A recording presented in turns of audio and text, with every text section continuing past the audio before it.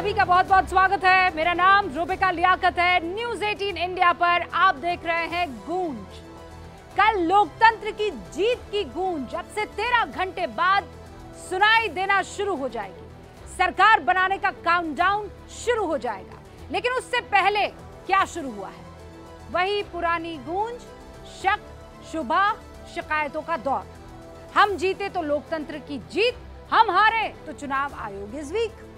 ये ऐसे आरोप हैं जिसकी वजह से भारत के लोकतांत्रिक इतिहास में पहली बार मुख्य चुनाव आयुक्त मतगणना से 13 घंटे पहले, इनफैक्ट आज अभी जब मैं आपसे बात कर रही हूं तब 13 घंटे, लेकिन इससे पहले जब वो आए थे 12 बजे के आसपास, एक दिन पहले उन्हें प्रेस कॉन्फ्रेंस करनी पड़ती है। प्रेस कॉन्फ्रेंस में सीईसी राजीव कुमार पूरी तैयारी और पूरे आंकड़ों के साथ पहुंचे। जो आरोप लगाए गए उनका तथ्यों के साथ जवाब दिया। सियासत में आरोप प्रत्यारोप तो जायज है, समझ में आता है, लगाने भी चाहिए, वरना लोकतंत्र कैसे मजबूत होगा। लेकिन hit and then run and never come back, इसकी गुंजाइश नहीं है। चुनाव में पार्टियों को एक दूसरे के खिलाफ लड़ना जरूरी है, वो लड़े, लेकिन देश की संस्थाओं के या संस्थानों के खिलाफ ये लड़ाई आप बताइए कैसे जायज हो सकती है? आपकी जानकारी के लिए मैं बताती हूँ, 18वीं लोकसभा के लिए भारत में 64 करोड़ से ज्यादा वोटर्स ने, यकीन मानिए, मतदान किया है। 64 करोड़ से ज्यादा वोटर्स, इसके माने आप समझते हैं? हमारे 72 साल के चुनावी इतिहास में सबसे बड़ा आंकड़ा है। जितने वोटर्स ने भारत के इस आम चुनाव में वोट डाला है, यूरोप की आबादी से भी ज्यादा ये वोटर्स हैं। जितनी कुल मिलाकर यूरोप की आबादी है, आप सिर्फ रूस को उसमें छोड़ दीजिए। और इन्हीं चुनावों में 31 करोड़ से ज्यादा महिला मतदाताओं ने वोट किया है। इतनी आबादी तो पूरे अमेरिका की है। 64 करोड़ वोटर्स अपनी सरकार चुनने के लिए निकले, वो भी इतनी गर्मी में कि अगर मैं आपसे कहूं जाइए बाहर आइसक्रीम खरीद लाइए तो आप कहेंगे अभी छोड़ दीजिए रूबिका। जो लोग ये सोचने में जो है परेशान हो जाते हैं कि बाहर जाना पड़ेगा आइसक्रीम खरीदने के लिए। 64 करोड़ मतदाता अपनी सरकार चुनने के लिए निकले, वोट डालने के लिए निकले, और उन्हें दिक्कत ना हो इसलिए चुनाव आयोग के अधिकारी से लेकर कर्मचारी तक ने परिश्रम किया। और कितना परिश्रम किया होगा आप अंदाजा लगाइए। आपके हमारे घर में 1500 लोग आ जाते हैं ना, कोई आयोजन होता है तो उस दिन हमारा हर्ष क्या होता है वो हम ही जानते हैं। सोचिए कि देश के लोकतंत्र की सबसे बड़ी प्रहरी हमारा चुनाव आयोग कितनी तैयारियों से गुजरा होगा। और इन्हीं तैयारियों का नतीजा रहा कि चुनाव आयोग के दावों के मुताबिक पहली मर्तबा 27 राज्यों में रीपोल यानी दोबारा मतदान की जरूरत नहीं पड़ी। 30 साल बाद जम्मू कश्मीर में और घाटी में दोनों को मिला दिया जाए तो 3 सीटों पर लगभग 50.86% मतदान हुआ। और ऐसा पहली बार हुआ कि 10,000 करोड़ रुपए चुनाव आयोग ने जब्त किए। ऐसा पहली बार हुआ कि मुफ्त की चीजों को देने पर रोक सख्ती से लागू रही। ये तो चुनाव आयोग ने चुनाव के दौरान जो कुछ किया, पहली मर्तबा जो हुआ उन्होंने हासिल किया, वो सारी बातें बताई। लेकिन कल क्या होगा? आपके मन में कोई शक और शुबा ना रहे, कल की मतगणना को लेकर मैं कुछ डिटेल आपके सामने रखना चाहती हूँ। मतगणना की जो प्रक्रिया है वो है क्या, क्यों चुनाव आयोग इसे फुल प्रूफ मान रहा है, मैं आपको डिटेल में समझाती हूं। आज ये आपके लिए जानना जरूरी है क्योंकि बीते 48 घंटों में सवाल तो सबसे ज्यादा इसी बात पर उठे हैं कि कल अगर हम जीते तो बहुत बढ़िया, नहीं तो सब कुछ गड़बड़ है। 542 सीटों पर मतगणना के लिए देश भर में 10,50,000 काउंटिंग टेबल बनाए गए हैं। 10,50,000 काउंटिंग टेबल। एक काउंटिंग रूम में ऐसे 14 टेबल होंगे।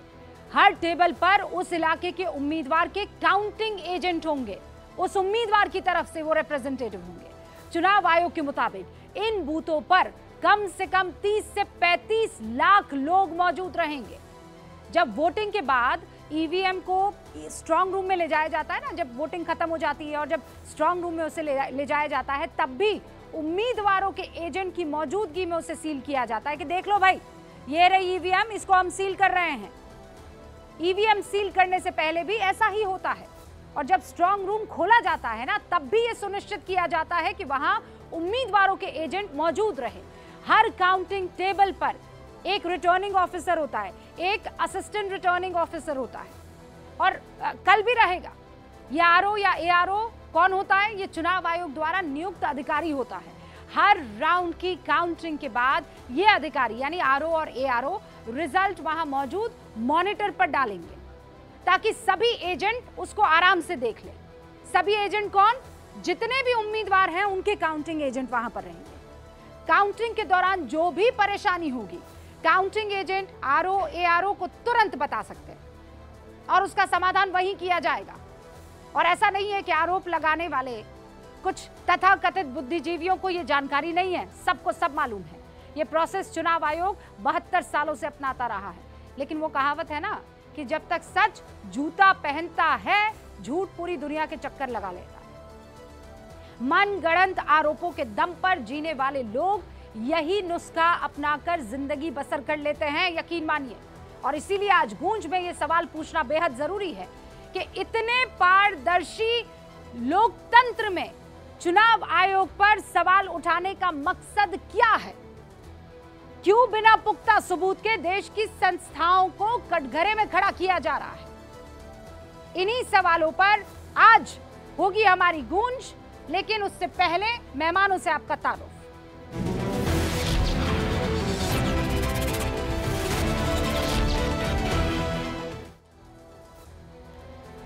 तो सारे मेहमान हमारे साथ जुड़ चुके हैं और इन सवालों का जवाब देने के लिए जो खास मेहमान आज हमने आमंत्रित किए हैं, उसमें है भारतीय जनता पार्टी के राष्ट्रीय प्रवक्ता शहजाद पूनावाला। स्वागत है आपका सर। हमारे साथ सैयद जवाद साहब भी जुड़ चुके हैं, राजनीतिक विश्लेषक है और इंडिया गठबंधन का पक्ष रखते हैं बेबाकी से। समाजवादी पार्टी के राष्ट्रीय प्रवक्ता अमीक जामाई साहब भी हमारे साथ जुड़ चुके हैं। अमीक साहब, आपका भी स्वागत है। और इस वक्त जेडीयू के अभिषेक झा आपको स्क्रीन पर नजर आ रहे हैं, राष्ट्रीय प्रवक्ता हैं। और हमारे साथ आरजेडी की प्रियंका भारती जुड़ चुकी हैं। प्रियंका जी, आपका भी पहली मर्तबा शो में आने के लिए बहुत बहुत स्वागत है। तो चलिए शुरुआत करते हैं। अमीक साहब, आपसे शुरुआत इसलिए क्योंकि आरोप ये लग रहा है कि अगर 285 आ गई तो सब बढ़िया है, नहीं तो फिर चुनाव आयोग इस वीक गड़बड़ है, घोटाला है। ऐसा कैसे हो सकता है? देखिए, ऐसा तो किसी ने विपक्ष की तरफ से, अलायंस की तरफ से ऐसी कोई बात तो हुई नहीं। हमारा सिर्फ इतना कहना था कि जो शिंगोल का एग्जिट पोल है वो 2 दिन पहले आया है, और भारत की जो जनता का एग्जिट पोल है वो 4 तारीख को आने वाला है। और अखिलेश जी ने बिल्कुल सही तरीके से इस बात को कहा कि ये ईवीएम नहीं, ये डीएम का एग्जिट पोल है। तो वो तो देखिए, कोई भी सत्ता, किसी की भी सत्ता हो, डीएम पे जिम्मेदारी डाली जाती है कुछ काम के लिए, कुछ अतिरिक्त काम वो होता है। पहली बात रुबिका जी, जो सबसे इंपॉर्टेंट है आपके लिए, जो मैं बताना चाहता हूं, अगर आप मुझे 10 सेकंड दे दीजिए, कि देखो, दुनिया का सबसे ताकतवर प्रधानमंत्री कराने वाला शख्स 400 पार, 400 पार, 400 पार, गृह मंत्री 400 पार, 400 पार, घुस गया 400 पार। यह है भारत के जनता की ताकत। और अभी आप देखो, इंडिया अलायंस की जो सीटें हैं 295 प्लस होंगी। कल ही की तो बात है ना, 24 घंटे का फर्क है, 13 घंटे 295 प्लस होगा। और सबसे ज्यादा सीटें 13 घंटे, सबसे ज्यादा सीटें जो कम होने वाली हैं रुबिका जी, वो उत्तर प्रदेश से कम होने वाली है। ओके। जहां से प्रधानमंत्री जी रिप्रेजेंट करते हैं देश को। तो जो एग्जिट पोल जनता का है, कल तक इंतजार करें। और इतना गुस्सा मत करिए कि हम सवाल क्यों ना करें, हम मीडिया से सवाल क्यों ना करें, हम एनडीए से सवाल ना क्यों ना करें। हम आप ही बताओ, गोयल जी हमारे हट गए इलेक्शन कमीशन के, कोई सवाल मत पूछिए। इलेक्शन कमीशन जो आंकड़े जारी करता था हमारा वोट पोल का, वो 15 दिन दबा के बैठा रहा, उससे सवाल मत पूछिए। आप सोचिए कि जिसको देश का डेमोक्रेसी जिस पे बेस्ड है, वो इलेक्शन कमिश्नर कविताएं पढ़ रहा है। ये सरकारी महकमे शायरी करने के लिए बने हुए हैं। क्यों? और हम ये कह रहे हैं कि आप ये सारे स्ट्रांग रूम में क्यों घुस रहे हैं? बजट जब आता था मनमोहन सिंह ने शायरी नहीं की कमिश्नर। हाँ, गोयल कविता नहीं पढ़ रहे थे। अरे शेरो शायरी, आप तो जहाँ से आते हैं वहाँ शेरो शायरी कविता नहीं पढ़ रहे थे सरकार की तरह। अरे कविता क्या, मैं बोल रही हूँ मनमोहन सिंह कविता पढ़ते थे, शेरो शायरी करते थे। कल कविता, हाँ, लालू प्रसाद यादव शेरो शायरी करते थे। तो इसमें दिक्कत क्या है? आपको क्यों परेशानी है शेरो शायरी में? नहीं, इंडिपेंडेंट इंस्टीट्यूशन का काम नहीं है। इंडिपेंडेंट इंस्टीट्यूशन ये का आप काम थोड़ी है तय भारत के करेंगे कि लोकतंत्र की रक्षा इंडिपेंडेंट करना। और ये इंस्टीट्यूशन कमिश्नर शेरो शायरी कर रहा करे? है। कहाँ लिखा है कि शेरो शायरी नहीं कर सकता इंडिपेंडेंट इंस्टीट्यूशन? कहाँ लिखा है? नहीं, जो ड्यूटी है वो काम करे ना। अरे वो ड्यूटी भी करेंगे, शेरो शायरी भी करेंगे। आपका काम है सहाफत करना, हाँ? शायरी भी लगा लीजिए। हाँ, फिर क्या प्रॉब्लम होगी? लेकिन अब जो ये सवाल शख्स आपने पूछे हैं, 15 दिन अब आपको आंकड़े देखिए, दबा के बैठा हुआ है। ये देखिए, इलेक्शन कमिश्नर, ये शख्स, ये शायरी- इलेक्शन शायरी सुना रहा कमिश्नर, ये देश को। तरीका है बात देश करने कब का। तक सुनेगा इसकी? ये देश के सबसे हमने सबसे बड़े नौकरी पे प्रहरी रखा है लोकतंत्र उसको। के नहीं, उसके हमने चुनाव नौकरी पे आयुक्त रखा को है। इस तरीके से आम आप लोग जनता इस के तरीके से पैसे शब्दावली का वो इस्तेमाल करते कमिश्नर हैं। बनाए शायरी करने के हाँ? लिए। अरे कोई दिक्कत नहीं है शायरी करने में, क्या दिक्कत है? सही शब्दावली है। हाँ, चलिए भाई, देश के शहजाद पूनावाला आम जवाब दीजिए। टैक्सपेयर के पैसे से शायरी करने के लिए वो कमिश्नर नहीं बनाया उसको हमने। शेरो शायरी नहीं करें। रक्षा करो लोकतंत्र की, इसलिए बनाया उसको। सैफई में सीएम साहब तमाम तरीके के आयोजन कर सकते थे। बीजेपी करे, बीजेपी करे, आरजेडी ओके, करे, शहजाद पूनावाला जवाब दीजिए। समाजवादी पार्टी करे, आप कल्चरल प्रोग्राम करिए। हाँ, मैं अपनी बात प्रारंभ करूं उससे वो पहले हिफाजत केवल नहीं एक कर पा ही रहा है, आपसे शायरी कर रहा है रिक्वेस्ट है। कमिश्नर। ओके अमीक भाई, कह दी सारी 3.5-4 बातें, मिनट। आप सुन लीजिए। मैंने 3.5-4 मिनट अमीक की बातों को एक शब्द बोले बिना सुना है। अमीक की बुरी आदत है, वो बीच में टोकते हैं। मुझे उम्मीद है कि डिबेट की मर्यादा वो बनाए रखेंगे और मुझे नहीं टोकेंगे जब तक मेरी बात पूरी संपन्न नहीं होती। देखिए, सबसे पहले तो उन्होंने पूछा कि किसने ये कहा कि जीते तो ईवीएम ठीक और अगर हारे तो ईसीआई वीक। ये दिग्विजय सिंह ने कहा है। मान्यवर दिग्विजय सिंह इंडिया अलायंस के बड़े नेता है, सुन लीजिए। दूसरी बात, देखिए, एक तरफ तो रूबिका जी मतों की होंगी गणना और दूसरी तरफ होगा रोना धोना। मेरे पास कल का एक कार्यक्रम आया है रूबिका जी, क्योंकि आप लोग तो मीडिया वाले प्लानिंग करते हैं कल की। मैं आपको कार्यक्रम सुनाना चाहता हूँ। कल सुबह 10 बजे ईसीएस कॉम्प्रोमाइज्ड कहेंगी इंडिया अलायंस, फिर उसके बाद 11 बजे ईवीएम हैक्ड का रोना रोएगी, 12 बजे मॉरल विक्ट्री बोलेगी कि 400 ने आए 399 आ गए, फिर 12 बजे के बाद 1 बजे सांप्रदायिक मुद्दे उठाए, मटन मंगलसूत्र उठाए, ये सब बोलेंगे, फिर 2 बजे बोलेंगे जनता ही भ्रमित हो गई है, और उसके बाद 3 या 4 बजे हिंसा पे भी उतरने की कोई प्लानिंग चल रही है। प्रधानमंत्री वर्क मोड पे है, ये लोग अपने शुतुरमुर्ग मोड पे है, और ये सारी चीज़ें बहानेबाजी है। अब देखिए, पूरी दुनिया गर्व मना रही है, 97 करोड़ वोटर, मतलब कि एक यूनाइटेड स्टेट्स, एक बांग्लादेश, एक पाकिस्तान, एक रशिया, इतने वोटर का वोटिंग संपन्न हुआ सक्सेसफुली। कितने कम रीपोलिंग हुए, कितनी कम वायलेंस हुई, केवल बंगाल छोड़ के ज़्यादा वायलेंस नहीं हुई। जम्मू कश्मीर में ऐतिहासिक वोट पड़े, दुनिया डंका बजा रही, इनको शंका है। मैं आज स्पेसिफिक क्वेश्चन पूछना चाहता हूँ। अभी जयराम रमेश ने कहा 150 डीएम, अभी डीएम का जिक्र अमीक भाई ने अखिलेश जी के संदर्भ में भी किया कि 150 डीएम को धमकी दी गई है अमित शाह जी के द्वारा। हाँ। उनको उनको इलेक्शन कमीशन ने मांगा है कि सबूत दे दीजिए 7 बजे तक, ताकि हम उस पर कार्रवाई करें। हाँ। अमित शाह जी पर कार्रवाई होनी चाहिए। अच्छा, धमकी दी है तो क्या अमित शाह ने बताया या डीएम ने बताया? एनीवे, मैं केवल अमित जी से इतना चाहता हूं कि 15 डिस्ट्रिक्ट के नाम बता दो जहां पर यह धमकी गई। इनके पास तो सबूत होंगे ना सारे। और आखिरी बात देखिए, अभी उन्होंने कहा ईसी 10 सेकंड और, रूबिका में वो लंबा बोले, 10 सेकंड और। उन्होंने अभी कहा कि शेर और शायरी क्यों पढ़ते हैं ईसी, ये तो खराब है, सरकारी होना चाहिए, इनको ठीक से काम करना चाहिए, जो भी करना चाहिए। मैं पूछना चाहता हूँ, ईसी शायरी पढ़े तो खराब, और जब ईसी जाकर चुनाव लड़ जाए और जिस प्रकार से एमएस गिल चुनाव लड़ गए थे और मिनिस्टर बन गए थे, तब वो ईसी ठीक। नवीन चावला के बारे में गोपाल स्वामी जी ने क्या बोला था कि वो किस प्रकार से टॉयलेट ब्रेक के नाम पर कांग्रेस को, प्लीज डोंट इंटरप्ट, इंटरप्ट मत कीजिए आप, इंटरप्ट मत कीजिए Amit, don't interrupt, don't interrupt, enough of this, don't interrupt Amit, do not interrupt, मुझे अपनी बात पूरी करने दीजिए। अमित जी, मुझे अपनी बात पूरी करने दीजिए। ये आपका तरीका बहुत घटिया तरीका है। काउंटर का मौका आप दोनों को मिलेगा। अमीक जामे, This is not the अमीक way. जामे, अमीक जामे, This is not the way. अमीक जामे। मुझे This is not the way. 30 seconds मैं आपको दूंगी। मतलब इनका हर काउंटर बार के इस लिए, प्रकार का लेकिन एक नॉनसेंस सेकंड रुक चलता है हर जाइए। डिबेट में। एक सेकंड रुक हाँ। जाइए। मुझे अपनी बात पूरी करने दीजिए। रूबिका, एक लास्ट बात है, उसके बाद आप पूछिए। 5 सेकंड में अपनी बात प्लीज फिनिश कीजिए। हाँ, हाँ। रूबिका जी, जब राजीव गांधी की दुखद हत्या हुई थी तो आमूमन रूल होता है कि उस सीट की रीपोलिंग के लिए या उस सीट पर वोटिंग जो स्थगित हो जाती है। हाँ। पूरा चुनाव स्थगित कराने की कहीं पर परंपरा नहीं थी। 1 महीना चुनाव स्थगित रहा, राजीव गांधी की अस्थियों को पूरे देश में फिराया गया अमित और साहब, उस सिंपैथी हिस्ट्री पर वोट लिया गया कांग्रेस के द्वारा। और हिस्ट्री फिर याद उसने दिलाई जा रही उस है। इलेक्शन कमिश्नर 30 को सेकंड रिवॉर्ड में किया। जवाब दीजिए। 30 सेकंड में जवाब, उसके बाद ये मेरे होते बाकी हैं मेहमान। इलेक्शन कमिश्नर्स इनके जमाने के।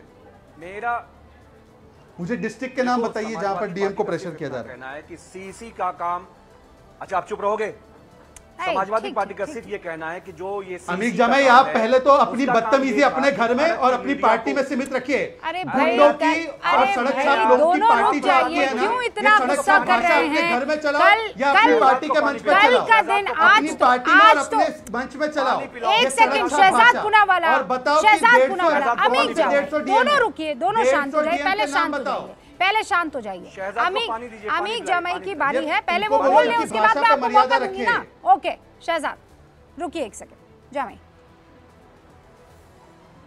अच्छा हमारे दोस्त को पानी पिला दीजिए पहले। मेरा सिर्फ ये कहना है कि जो सीसी चाय है पिएंगे। हमारा, उसका काम ये था कि भारत के लोगों ने 15 दिन, चाय पिलाइए, चर्चा कर लीजिए, 10 से 15 दिन उसने लगाया। जो आंकड़े आए थे भारत की मीडिया को, हम कह रहे हमें मत बताओ, भारत की मीडिया में प्रेस कॉन्फ्रेंस होल्ड करके 48 घंटे में आप आंकड़े सामने रख देते। आप 10 दिन क्या कर रहे थे? ये सीसी का काम है। शायरी करिए, बड़ी अच्छी बात है, लेकिन जो फर्ज है उसकी अदायगी करिए। 24 घंटे जो साइलेंस पीरियड होता है, क्या ये पीरियड आदरणीय राहुल जी के लिए, क्या ये पीरियड आदरणीय अखिलेश यादव जी के लिए था कि वो 48 घंटे वो ड्रामा करते? प्रधानमंत्री हमारे जाके वहां पर आप घर के अंदर नमाज पढ़ो, पूजा करो, कुछ करो, माथा फोड़ लो। 24 घंटे टेलीविजन लाइव क्यों करेगा कि जब वो साइलेंस पीरियड है जिसमें प्रधानमंत्री चुनाव को प्रभावित कर रहे थे? लेकिन ये इलेक्शन कमीशन कविताएं सुना रहा था, कविताएं। समाजवादी पार्टी को दिक्कत इस बात से, और देखिए एक बात समझ लीजिए, समाजवादियों ने इस देश में तानाशाही के खिलाफ लंबी लड़ाई का हमारा इतिहास है। किसी से डरते उड़ते नहीं है। सर, सुनिए। कोई भी और दुनिया की कोई ताकत हो भारत के ऐसे अंदर, हाथ हिलाने से कोई हमारा किसी से सिर्फ नहीं ये कहना डरता है। लोकतंत्र में इलेक्शन कोई कमीशन किसी से जो नहीं एक डरता है। इंडिपेंडेंट इंस्टीट्यूशन है, अमीक साहब, उसका कोई जो किसी से काम नहीं है डरता है। वो ठीक है, उसने ये नहीं किया। लोकतंत्र है। जितनी कविताएं मजबूती बंद से आप करिए, अपनी आप बात बस रख रहे हैं, समाज उतनी बता रहे हैं मजबूती से आपके सवालों का जवाब यहाँ मिल रहा है। ये लोकतंत्र की खूबसूरती है। Shehzad Poonawalla, I give you time, लेकिन उससे पहले मेरे 3-4 मेहमान और हैं, उनको एक बार अपनी बात रख लेने दीजिए। हमारे साथ यहाँ पर आरजेडी की प्रियंका भारती हैं। प्रियंका जी, ये क्या बात हुई कि अभी से इस बात को मान लेना कि ये तो पक्षपाती चुनाव आयोग है?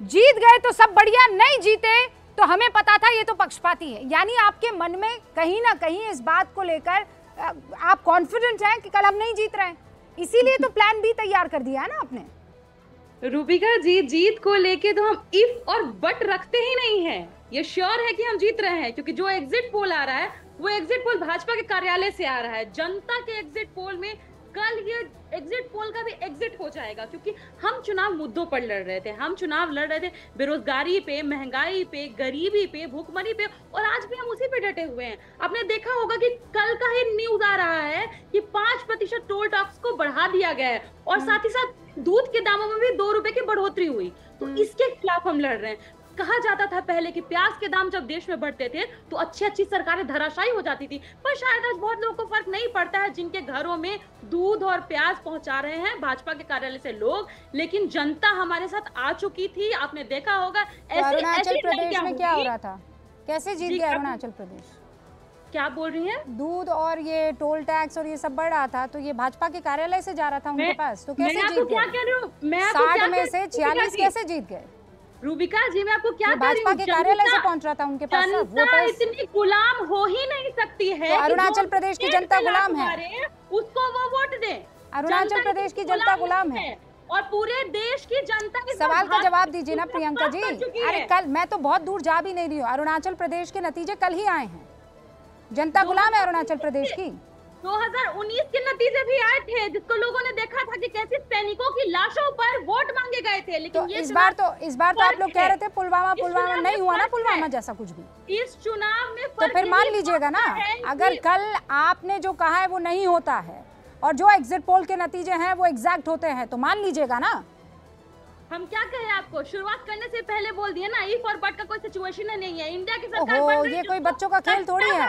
हम जीते तो सब खेल है, नहीं जीते तो आपका खेल खराब है। शहजाद पूनावाला, जल्दी से जवाब दीजिए। मैं तो कह रहा हूँ कि यही प्रियंका जी और बाकी की यहाँ पे जो जमात आती है विपक्ष की, अब बीच में फिर से बोल गए रूबिका जी। शहजाद पूनावाला के वक्तव्य में भी इंटरप्शन रखिएगा। नहीं, ऐसा नहीं किया है मैंने, सब जानते हैं। ये तो नहीं, आपको किसी ने नहीं, रूबिका जी किसने कितनी देर बोला है ये आपके सामने है, जनता के सामने है। ये सब फालतू की बातें हैं। और इनके तीन पैनलिस्ट 30 सेकंड शहजाद प्लीज जवाब दीजिए, उसके बाद 2 बार बोलने का मौका मिला, अब मुझे बोलने दीजिए। मैं तो कह रहा हूं कि यही चीज तो ये जमात 3 महीने पहले मध्य प्रदेश, छत्तीसगढ़, राजस्थान के चुनाव के लिए बोलती थी ना। कितना सही हुआ इनका एग्जैक्ट पोल वाला आकलन। अरुणाचल प्रदेश में जहां पर भारतीय जनता पार्टी के पास कुछ चंद वोट थे, आज 2 बार सरकार बनाती है, और जिस कांग्रेस के पास 50% वोट थे आज वो 5% पर आ गई है। सिक्किम में तो नोटा से कम वोट मिला है। वो एग्जैक्ट पोल है ना कि वो भी घर पे मैन्युफैक्चर हुआ है। प्लीज बीच में नहीं, प्रियंका जी अपनी अपनी बारी पे। रूबिका क्यों आप ऐसे करवा रही है? रूबिका कम समय में भी बोलने का प्रयास करता हूँ, उसमें भी 10 बार डिस्टर्बेंस, तो मुझे बोल देने दीजिए। बार बार ब्रेक करते हैं फ्लो, कैसे चलेगा डिबेट? मैं अपनी बात को पूरी कर देता हूं। अभी अमीक जी ने कहा कि साइलेंस पीरियड को वायलेट किया गया। अरे भाई, प्रधानमंत्री ने तो कुछ नहीं बोला, वो तो तपस्या साधना कर रहे थे। परंतु 26 तारीख को वायनाड का जब चुनाव था, राहुल गांधी कैंडिडेट थे, उसी दिन पर जाकर वो कांग्रेस के लिए रुकिए ना, ऐसे डिबेट नहीं कीजिए। प्रियंका जी ऐसे डिबेट मत कीजिए ना, बोलने दीजिए। 30 सेकंड उनको दिया है ना अनइंटरप्टेड, फिर मैं दूंगी आपको 30 सेकंड। हाँ मैं दूंगी प्रियंका जी, क्यों फिक्र कर रही हैं आप, क्यों फिक्र कर रही हैं? मैं दूंगी। ओके शहजाद बोल दीजिए। मेरा पहला पॉइंट ये था कि क्या एग्जिट पोल्स के बारे में इन्होंने यही सारा विलाप किया था मध्य प्रदेश छत्तीसगढ़ में, क्या हुआ उस विलाप का? उसके बाद इन लोगों ने अरुणाचल प्रदेश का जो एग्जैक्ट रिजल्ट आया उस पर क्या बोले? पूरी करने दीजिए बात रूबिका जी प्लीज। उसके बाद मैं पूछ रहा हूं कि 26 तारीख को वायनाड का चुनाव था, तब साइलेंस पीरियड था राहुल गांधी के लिए। राहुल गांधी उस दिन पर कैंपेनिंग कर रहे थे कर्नाटका में। प्रधानमंत्री ने कैंपेनिंग नहीं की, राजनीतिक वक्तव्य नहीं दिया, एक भी बार प्रचार प्रसार नहीं किया, चुप करके मौन रख के वो गए तपस्या के लिए। वो वायलेशन है एमसीसी का, परंतु ये वायलेशन नहीं है। और आगे मेरी बात हो जाने दीजिए कृपया करके। भाई क्या तरीका है Rubika, this is really not fair, it is really unfair now यार। Everywhere it happens. Please Shahzad आप अपनी बात रखिए ना, सामने वाला अगर बीच में बोल रहा है, एक सेंटेंस बोल रहा है, आप रखिए ना। इतना पूरा, अरे पूरा मौका दिया जा रहा है सबको। नहीं ऐसा कुछ नहीं है, सबको सब बोलने का। अभी तो 2 लोगों की बारी नहीं आई है, आप आधे से ज्यादा टाइम तो कंप्लेंट करने में निकाल देते हैं। रूबिका मैं कंप्लेंट नहीं कर रहा हूं, मैं केवल अपना अधिकार मांग रहा हूं और मैं अपनी बात को समाप्त कर रहा हूं। अरे फिर अभिषेक झा और सैयद जवाद को तो बैनर लेकर बैठ जाना चाहिए, हमारी मांगे पूरी करो। बिल्कुल बैठ जाना चाहिए, परंतु सीटों और अलायंस के हिसाब से भी बुलाया करे गेस्ट। जिनके 3 सीट नहीं है उनको 10-10 मिनट बोलने का मौका मिल रहा है, और जिनकी 303 सीट है उनको बोलने का मौका नहीं मिल रहा है। कितनी सीटें आरजेडी की लोकसभा में आज? ओके एनीवेज मुझे अपनी बात कंप्लीट करनी है आपको मौका भाई। मैं केवल इतना यहाँ डिबेट में तो अपनी बात रखने का इनको मौका दीजिए। पार्लियामेंट विपक्ष को अपनी बात रखने दो पार्लियामेंट में, पर इस प्रकार की बदतमीजी और हैकलिंग नहीं होती ना जो ये कर रही, गुंडागर्दी पार्लियामेंट का, और ना ही डिबेट में होनी चाहिए। ऑलराइट शहजाद प्लीज 10 सेकंड में अपनी बात पूरी कीजिए, और उसके बाद मेरे 2 और मेहमान बैठे हुए हैं, उनसे बात करनी है मुझे। अभी समाजवादी पार्टी बोलते बोलते क्या कह गई कि हमारा लंबा इतिहास है तानाशाही से लड़ने का। ये किसके बारे में बोल रहे हैं? तानाशाही तो एक ही उदाहरण है, इंदिरा गांधी जी, जिसके खिलाफ जेपी लालू सब लोग लड़े। लालू जी ने तो बेटी का नाम मीसा रखा, आज उन्हीं के साथ हो लिए और तानाशाही के खिलाफ लड़ रहे हैं। और आखिरी बात मैं पूछना चाहता हूं, इन्होंने कहा कि 15 दिन के बाद डेटा आया, इन्होंने कहा 15 दिन के बाद डेटा आया। प्रवीण चक्रवर्ती ऑन रिकॉर्ड पे है, उन्होंने कहा हमारे पास डेटा पहले दिन से उपलब्ध था, और real time voter turnout app में रियल टाइम डेटा मिलता है। तो इस प्रकार की झूठ और अनर्गल बातें करना ये अमित जैन की आदत है। प्रियंका भारती 30 सेकंड में आप इसका जवाब दे दीजिए। पहले से मौजूद था, आप लोग क्यों ये बातें अर्ध सत्य को फैलाने की कोशिश करते हैं?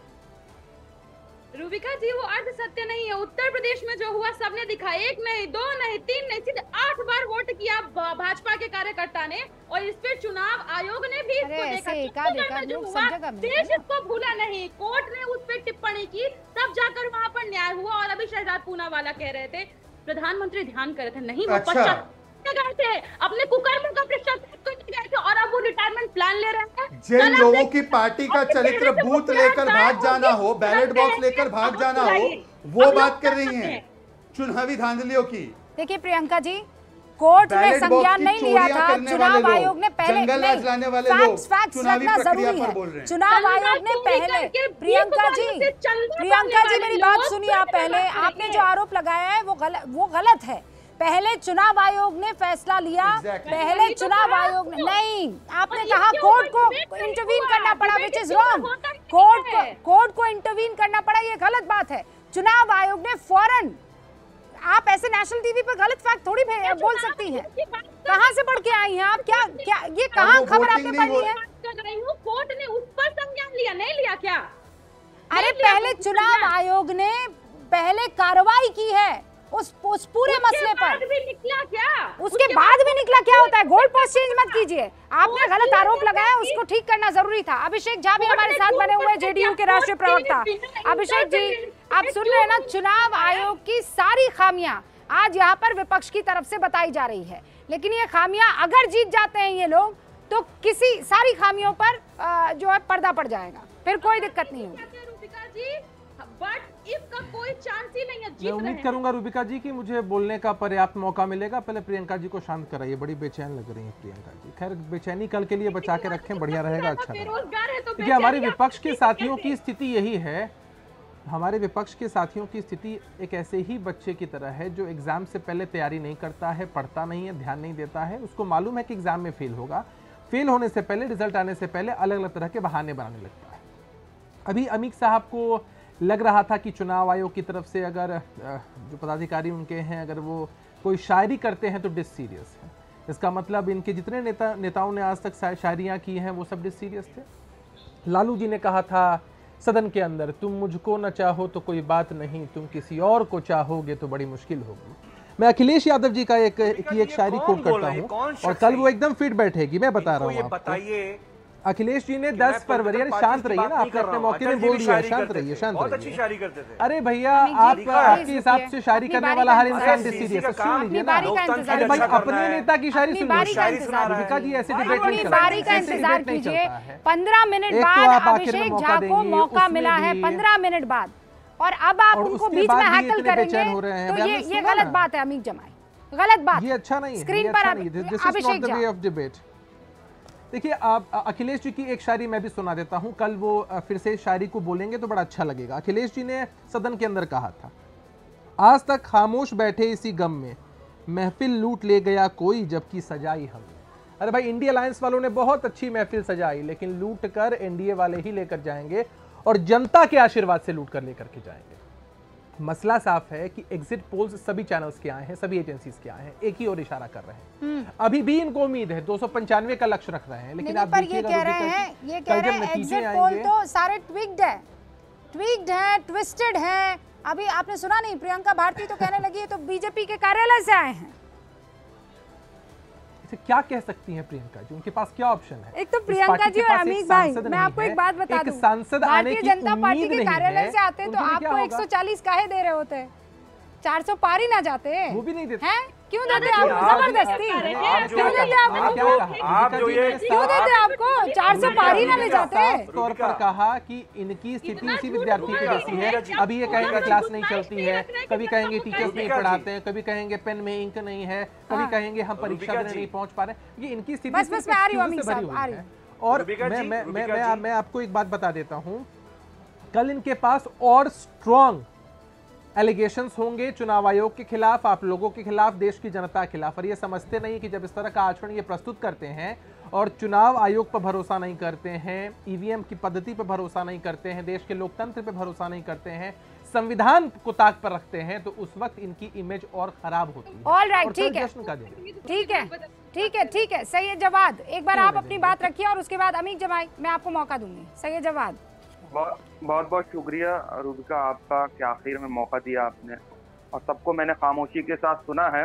और राजीव कुमार इलेक्शन कमिश्नर जी के लिए एक शायरी मेरी तरफ से कि चलते हैं दबे पांव के कोई जाग न जाए, गुलामी के असीरों की यही खास अदा है, और होती नहीं जो कौम हक बात पे यकजा, उस कौम का हाकिम ही फकत उसकी सजा।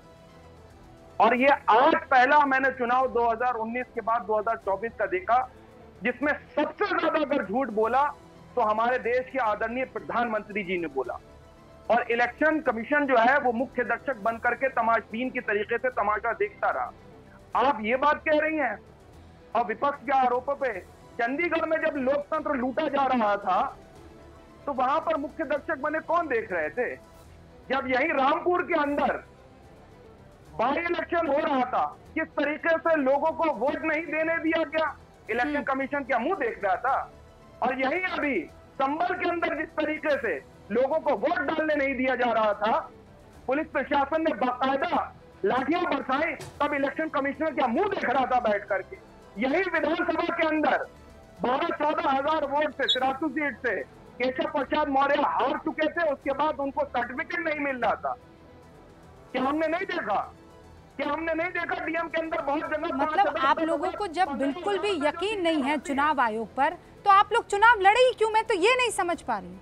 इतना मन में आपके इतना मन में नफरत है चुनाव आयोग को लेकर, देश की संस्थाओं को लेकर, इतनी नफरत, इतना जहर कहाँ लेकर जाएंगे सैयद जवाद साहब आप?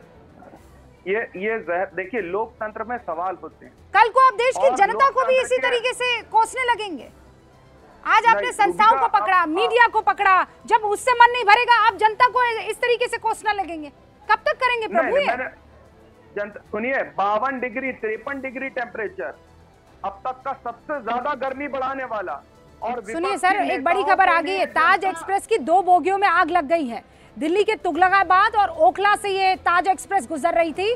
दिल्ली में ताज एक्सप्रेस में ये आग लगी है। तस्वीरें हम आपको दिखा देते हैं। 2 बोगीज है जिसमें ये आग लगी है और दिल्ली में लगी है। दिल्ली के तुगलकाबाद इलाके से जो है वो गुजर रही थी। ये तस्वीर आपके सामने है, लेकिन हमें ये जानकारी मिल रही है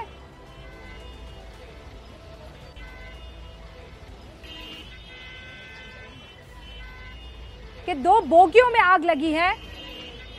किसी के हताहत होने की खबर नहीं है।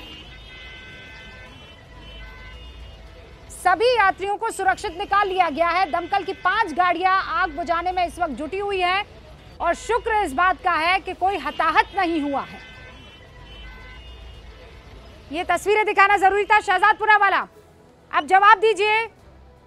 सैयद जवाद ने एक इंसिडेंट गिनवाया और कहा है कि चुनाव आयोग और चुनाव आयुक्त आंख मूंद लेते हैं जब इस तरीके की खबरें आती है।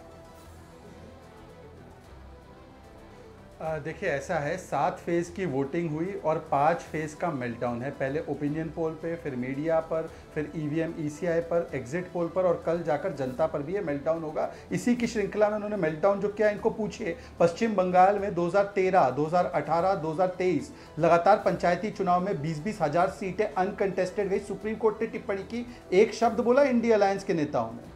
यहाँ पर तो जो भी घटनाएं वो गिना रहे हैं, उस पर तो वो शिकायत भी करने गए और उसमें अगर कोई राहत नहीं मिली होगी तो कोर्ट भी जाने का रास्ता था। कहीं से भी कोर्ट से कोई आदेश नहीं आया। परंतु मैं पूछना चाहता हूँ, जहाँ सुप्रीम कोर्ट ने टिप्पणी कर दी कि पश्चिम बंगाल में हो क्या रहा है, इस प्रकार से 20,000 सीटें अनकंटेस्टेड कैसे जा रही है, उस पर एक को टिप्पणी नहीं। अच्छा, दूसरी बात, मैं कांग्रेस पार्टी की तरफ से, क्योंकि सैयद जवाद कभी कभी बातें रखते हैं, मैं उनसे स्पेसिफिक पूछ रहा हूँ।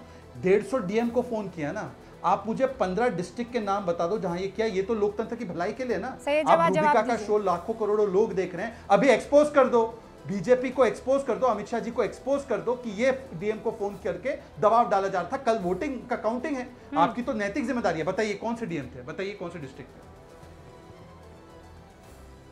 सवाल हो गया शहजाद भाई, या कुछ और भी है, या कुछ और है? कल सुबह आप एक ही सवाल से जवाब दे दीजिए, उतना ही आपके लिए काफी। आपकी मानसिक क्षमता के हिसाब से एक ही सवाल पूछूंगा मैं आपसे। आपकी क्षमता एक ही सवाल की, आप एक ही सवाल का जवाब दीजिए। डीएम के नाम, डीएम के डिस्ट्रिक्ट बता दीजिए। मैं गुफा में बैठ करके ध्यान करता हूँ, ट्यूशन लेना है तो आ जाइएगा, वहीं जवाब मिलेगा। आप गुफा में नहीं, आप गुफा में छोड़ दीजिए बैठना, गुफा में जनता भेज देगी आपको। आप डिस्ट्रिक्ट का नाम बताइए, डिस्ट्रिक्ट का नाम बताओ। ध्यान लगता है, 8-9 कैमरे जो है उसके साथ लगा करके बैठूंगा, आप आइएगा, ट्यूशन दूंगा आपको। तो समझ लीजिए, आप गुफा में जाओ, आप गुफा में जाओ, आप सुनिए पूरी बात, जहाँ जाना है जाओ, पहले डिस्ट्रिक्ट के नाम बता दो। आप तो बुरा मान गए, आप बुरा मान गए। डिस्ट्रिक्ट के नाम बताइए ना। मैं कल सुबह मैं बुरा नहीं मानता, पर किसी की तपस्या पद्धति का मजाक उड़ाना, ये आपका चरित्र, आपकी फितरत हो सकती है। हिंदुओं की साधना पद्धति का मजाक उड़ाना, ये आपका चरित्र हो सकता है। जवाद मियाँ, जवाद मियाँ, किसी की तपस्या का मजाक उड़ाना ये आपका हो सकता है चरित्र। किसी महिला का सदन के अंदर अपमान करके मजाक उड़ाने की कला जो है वो भारतीय जनता पार्टी के अंदर है। महिलाओं को मजाक उड़ा करके उनके ऊपर हंसना, ये भारतीय जनता पार्टी के शीर्ष नेतृत्व का जो है वो चार चरित्र चेहरा है। आप सम्मान की बात करेंगे, आप सम्मान से हम उम्मीद करेंगे, आपसे सीखेंगे। हम सवाल जो कर रहे हैं वो लोकतंत्र के अंदर बहुत जरूरी सवाल है। आपसे जो सवालों के आप बताइए कि कांग्रेस के मैनिफेस्टो को लेकर के माननीय प्रधानमंत्री, ओवर एक्टिंग मत करो, 15 डिस्ट्रिक्ट के नाम बताओ।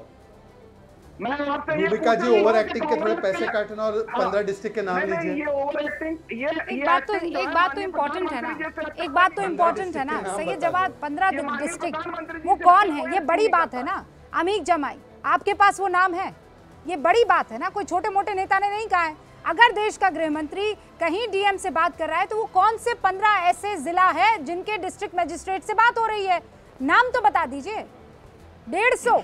150 में से 15 बता दीजिए। देखिए मैं आपको, देखिए रूबिका जी, मैं जो मेन बात कहना चाह रहा हूं वो मेरी मुख्य बात ये है, कांग्रेस में जिन सीनियर लीडर ने ये बात कही है उनको जवाब देने के लिए इलेक्शन कमीशन में वक्त है, वो जवाब देंगे कि कब कहा गया, कैसा गया।